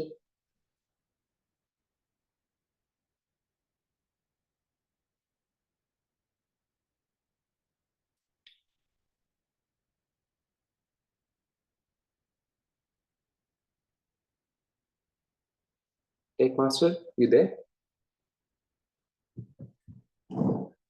Our tech masters are truly masters of their work, but they're also masters at staying in the background, as in they would do all the work in the background, but they would never even let their voice or video glimpse of what they sound or look like. So hopefully our polls would be edited, and we would have polls soon for table topics and eagle eye role plays, which we can roll out immediately after our next section, which is the timer support. For the timer support, please, over to you, Toastmaster Deepak. Thank you, Mr. General Evaluator. For table topic, each speaker is allowed a maximum of 2 minutes and 30 seconds. Toastmaster Archita spoke for 2 minutes and 11 seconds. Toastmaster Honey for 2 minutes and 43 seconds. Toastmaster Akif for 3 minutes and 9 seconds. Guest Manoj for 2 minutes and 27 seconds. Toastmaster Bala for 2 minutes and 20 seconds. And Toastmaster Suraj for 1 minute and 58 seconds. Toastmaster Honey and Toastmaster Akib could aim to speak more concisely and work on time management. Overall, everyone did a fantastic job meeting with their project requirements. Well done. Thanks, and back to you, General Evaluator. Thank you. Thank you, Toastmaster Deepak. Archita, could we launch the polls? Because I don't think I have the privileges to edit or launch them. If I try to launch them, it just shows to launch directly without editing. There is no option to edit the code and put the names of today's role player in it. Okay. I don't know how that will happen. I can give you the rights. Just a second. Okay, so I would then request this for your polls or for your vote for the best table topic speaker. Please send a personal message to our presiding officer, Toastmaster Archita, who can then announce the results.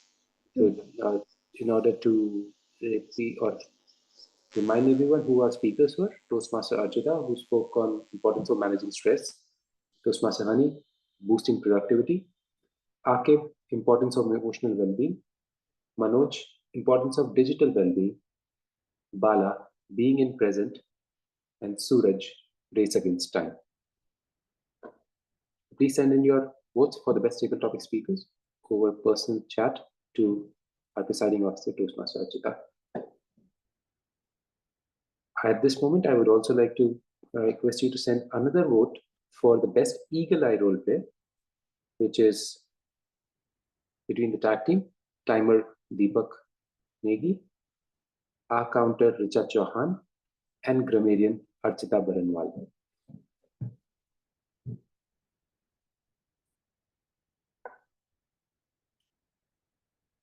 And before we move further and lose any more people, I would also request to everybody turn on their video and so that we can take a quick picture with the group that we have today.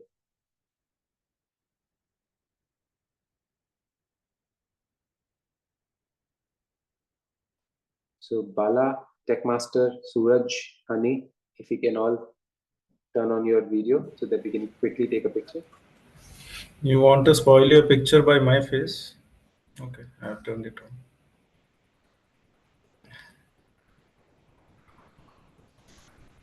on. Okay. Suraj, would you be able to? Akib is throwing all hearts and balloons, but receiving on the only Bala has received those. Suraj Yes. and Techmaster not. Suraj and Techmaster Techmaster will not. not come. Techmaster is following Pomodoro digital well-being, so he won't come. Suraj might come. Suraj might be busy. Okay. Anyways, we'll take a quick screenshot. Okay. Yes. Others can have. So Toastmaster of the day, as a tradition, would you like to suggest any gestures that we should have for the picture? How about the victory symbol? That Plain old. if the Okay. Both Cool. hands. And others can choose to showcase special effects. Akib and Archita, we have been doing.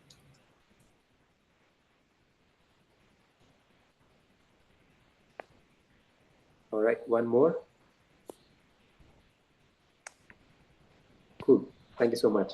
Now let's quickly sum up the meeting's proceedings with the feedback for each of the role plays. Unfortunately, the meeting didn't start on time, partly because of my fault. With 5:15 was when I was supposed to wake up, but I've been waking up since 2 a.m. and right at 4:45 I slept enough so that I could only wake up at 5:30. That being said, we did have all the role players in place, and I missed the opening by Sergeant Ram Suraj as I went to wash my face there. But thank you. I hope it will be as wonderful as always for an opening by Toastmaster Suraj. I returned when presiding officer was giving the opening speech and acknowledging the guests, or rather interacting with the guests, and also acknowledging the contributions or the achievements of our members in the last club contest. Thank you for doing that.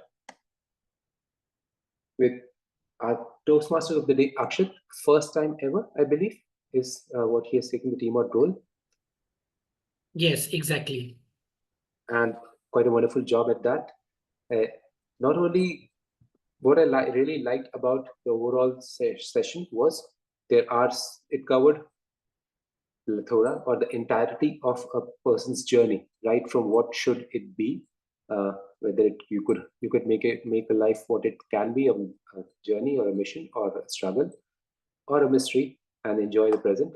But it had those techniques which are rooted in practicality, and had personal example, like you showcase how you explained how you followed, like the time techniques that we solved were very, like I said, I shared a lot of time techniques because I just summarized everything, but I had only Toastmasters related example, but you sort of implemented that and showcased how you did implement it, and you had suggestions for them how you.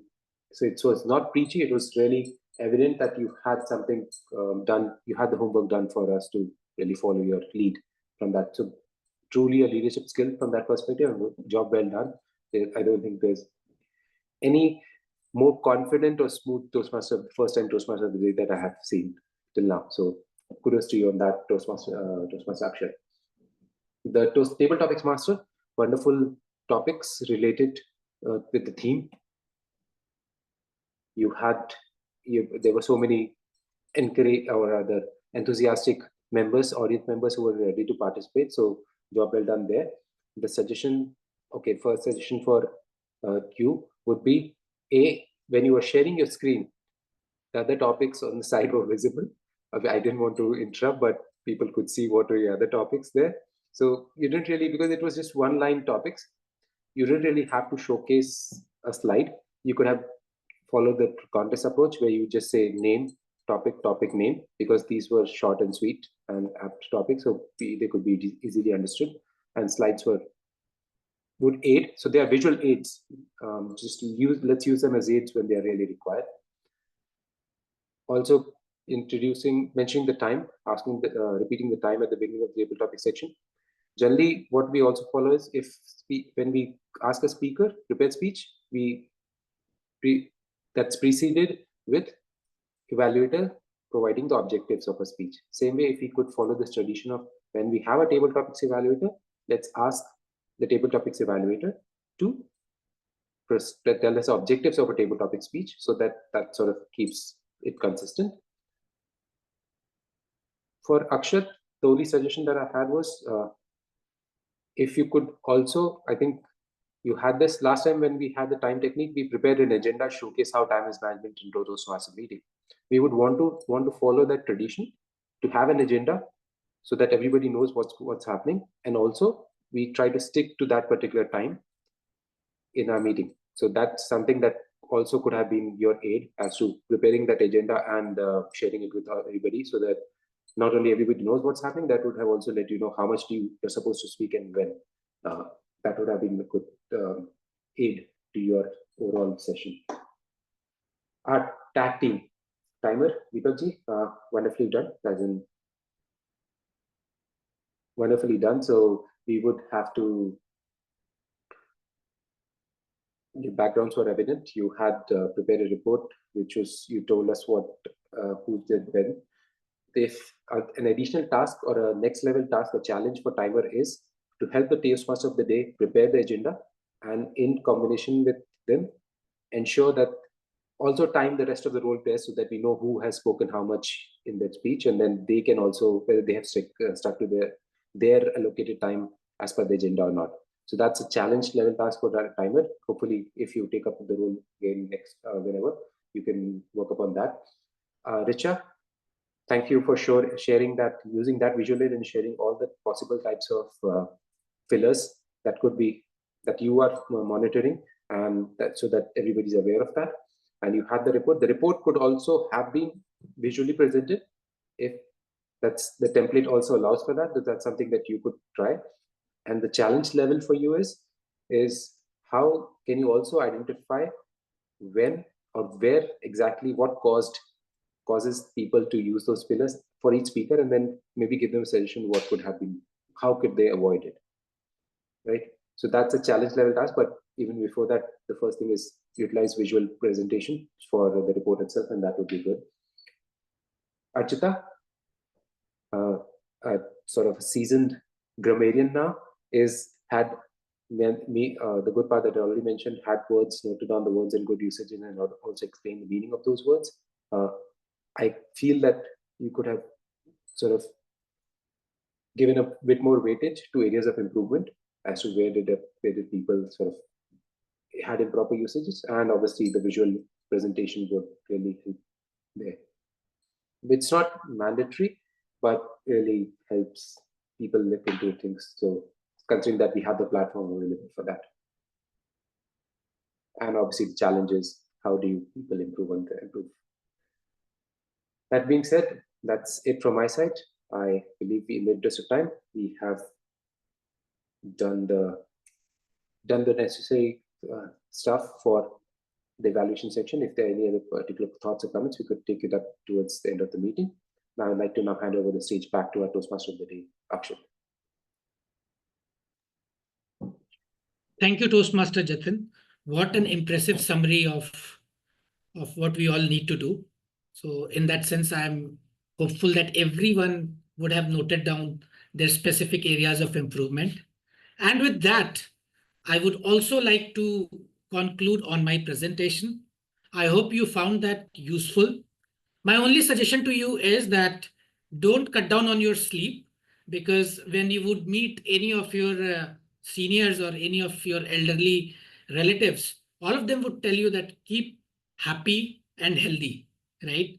So in the past few decades, there has been a lot of commentary on sleep, and sleep indirectly also affects your circadian rhythm.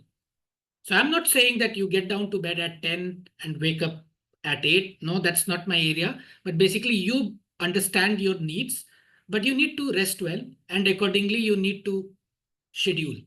Having said that, you also need to be very mindful of the initiatives and activities that you are undertaking. So don't put off your long-term goals for short-term fun. Obviously, you have fun, but you also have your long-term goals somewhere enlisted in that Eisenhower matrix. So that would be helpful. And don't jump to conclusions. Take your time to build your own takeaways whenever you are presented with such information. So take your time and do give me a feedback if you have found this to be useful, or if you think that there is a need for an improvement or there are tweaks. So with that, I think I'm done with the presentation. I think I would now hand it over to the presiding officer, Toastmaster Archita.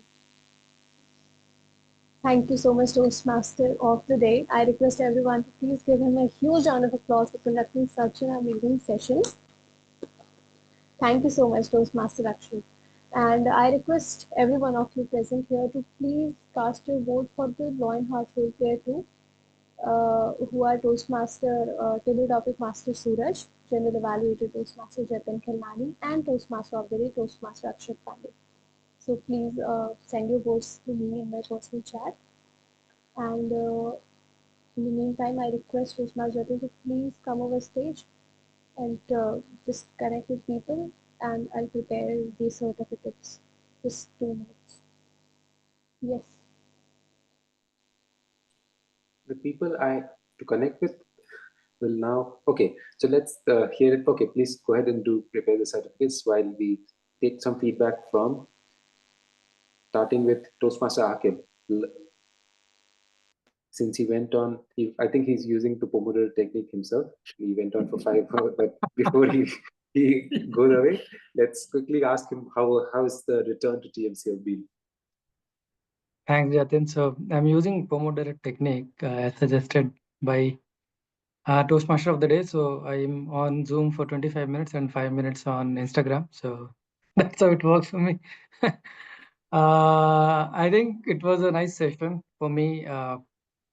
Coming back to these meetings, getting into table topics, it feels like I'm starting it from all over again. But just because you are around the similar faces you have been, it's a little comforting. So I did learn a lot of stuff from our Toastmaster of the day, from Table Topic Master, and a lot of new perspective on how do you manage time effectively, and where do you exactly use all of those. So although you know these time management tool, where do you use which one? So 5 whys is only to solve when you do problem solving and you want to go to root cause. That's where you use 5 whys, which is in the slides. Then Pomodoro is when you want to really slot out your time and look on how to be really productive. So that was one. And when you have 100 things and you are overwhelmed in the morning at 10, use this Eisenhower so that you're not overwhelmed and you're still doing the urgent important stuff. So I think that was a learning when Akshat told all of this. Is like, how do we use, where do we use, and which one to use when. So I think it got clarified in my mind, and I would be mostly using this. Thank you so much. And of course, General Evaluator had given a really nice suggestions to all of us, to table topic speakers and all the role players. So we'll keep that in mind and come in the next meeting. How about you, Master Jatin? Thank you. I just have one quick trivia for everyone. Since Akib has sort of summarized the whole entire meeting, and I'll hand over the stage back to our presiding officer with quick trivia. Does anybody know why are Pomodoro and technique and Eisenhower matrix called so? Where did the names come from?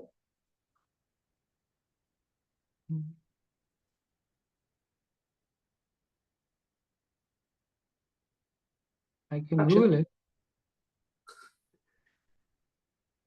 You're on mute. Akshat, You're you're on on mute. mute. Can't hear. I know with respect to Eisenhower, he was one of the ex-US presidents. So I think the US presidents are credited with a lot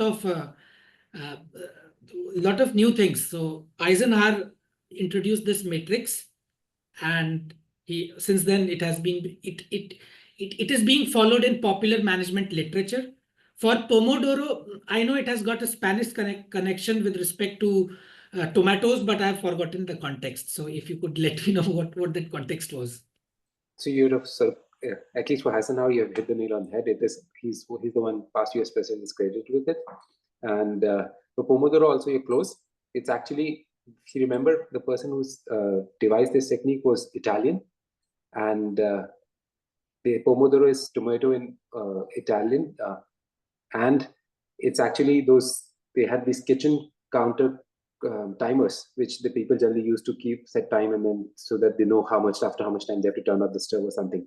So that's basically where it came from. So that's why Pomodoro is Pomodoro technique. But with that trivia, I'd like to now hand it over back to our presiding officer to conclude the session.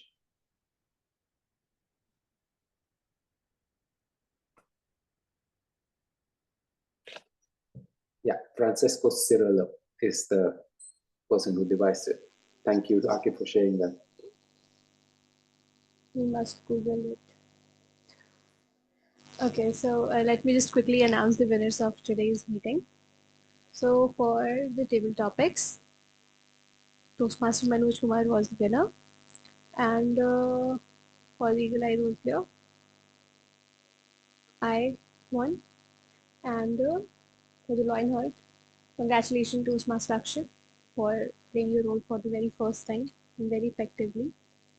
And I also want to congratulate Richa because she also played the role of our counter for the very first time, and it was a wonderful job, Toastmaster Richa. And Toastmaster Deepak maybe took the role of time at the very last moment. So thank you so much, Toastmaster Deepak, for coming up. So that's all from my side. I request the tech master to please stop the recording